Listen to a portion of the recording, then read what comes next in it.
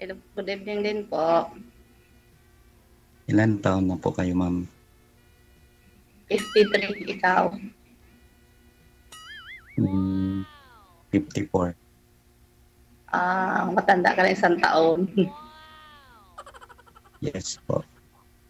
Ano po, may widow or hiwalay? Hiwalay po. Ako widow, 10 years. Ilan na po anak natin, ma'am? Ay, naku, kalahating dosina. Marami rin pala. Dagdagan nyo pa. Pero tapos na sila malalaki, apat na lang, dalawa may asawa, ang apat wala pang asawa. Uy, bali yung dalawa nag-aaral, yung isa tapos na sa college. Ikaw po, ilang anak mo? Dalawa lang po.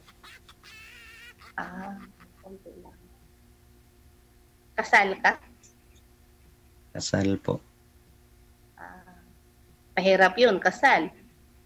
Maghanap ng iba, mahirap. Bakit di mo binalikan yung asawa mo? Ano pala kayo, kasal? May kinakasama ng iba. Yun lang. Malaki na yung anak mo. Yung panganay, second year college po. Third year college? Second year college. May wisdom tooth na. Matanda na. Grade 11. 11 yung isa. Yes po. Ay, ako naman ang bunso ko, 14. Tapos yung grade 12 is 17.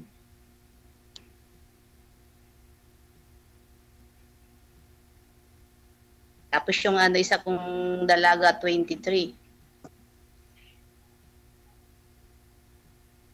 Ganun po ba?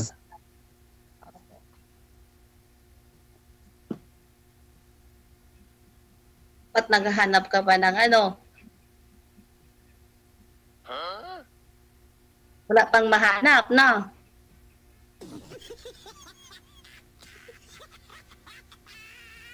Wala na. Kanina gumagalaw ka pa. Ngayon, hindi na.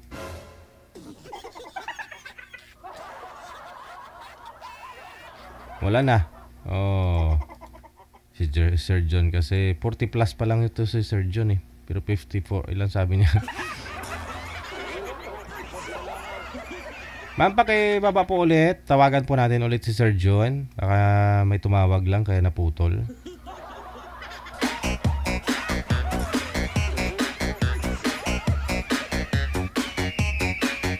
Junjun! Ano nangyari kay Junjun?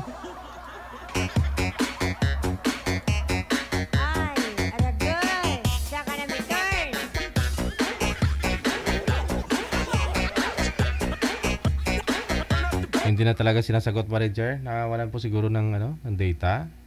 Asus, pumunta sa Gira, wala bala oh. Siguraduhin niyo po na naka-unli po kayo, sana all. Kung data po ang gamit ninyo para hindi naman po mabibitin yung kausap ninyo. Manager, hindi na online si Sir John. John!